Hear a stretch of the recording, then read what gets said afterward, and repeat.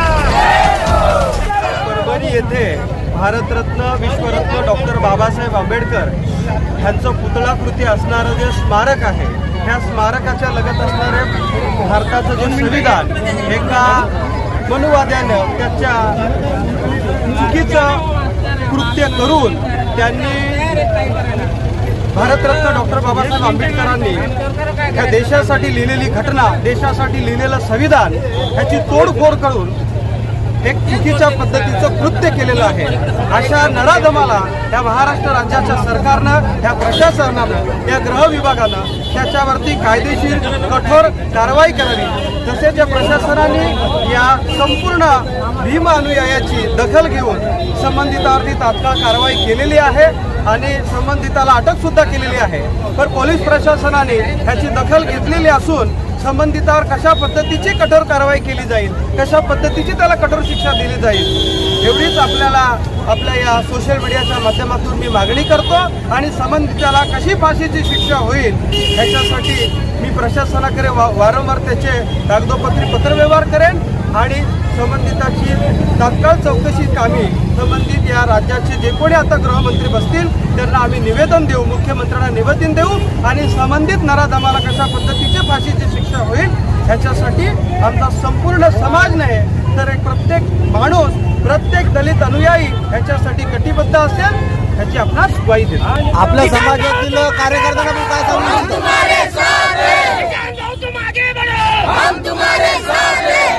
आपल्या समाजाला काय सांगू इच्छितो दोन शब्दामध्ये? संबंधितांनी जो काही वाईट आणि नालायक कृतीचं जे कृत्य केलेलं आहे त्याच्यावरती पोलीस प्रशासनाने कारवाई केलेलं आहे। माझे समाज बांधव इथे जे काही जमलेले आहे हे शांततेने आंदोलन करतील, कुठल्याही प्रकारचा कोणाला गालबोट लागणार नाही, या आंदोलनाला गालबोट लागणार नाही ह्याची आपल्याला शासन। काही दिवसापूर्वी महाराष्ट्रामध्ये विधानसभेच्या निवडणुका अतिशय शांतपणे पार पडल्या आणि सरकार देखील बसलं, परंतु असे काही विघ्न संतोषी लोक असतात त्यांना महाराष्ट्र शांत ठेवायचा नसतोय। म्हणून एकाने डॉक्टर बाबासाहेब आंबेडकरांनी जे देशासाठी संविधान लिहिलं गेलेलं आहे त्या संविधानाचे अगर कोणी देशात किंवा राज्यात किंवा गावात, तालुक्यात, जिल्ह्यात कुठेही छेडछाड करत असेल महा चुकीची गोष्ट आहे। संविधानाने अधिकार दिलेले आहेत, ते अधिकार आपण संविधान वाचून आंदोलनाच्या माध्यमातून घेण्याचा प्रयत्न करावा, पण संविधानाची कोणी छेडछाड अगर करत असेल तर त्याला कठोरातीत कठोराची शिक्षा अशी झाली पाहिजे असं मी राज्य सरकारला आवाहन करतो।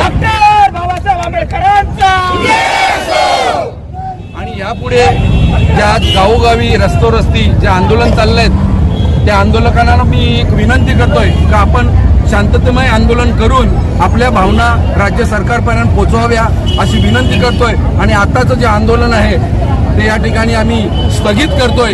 जय हिंद, जय महाराष्ट्र, जय भीम.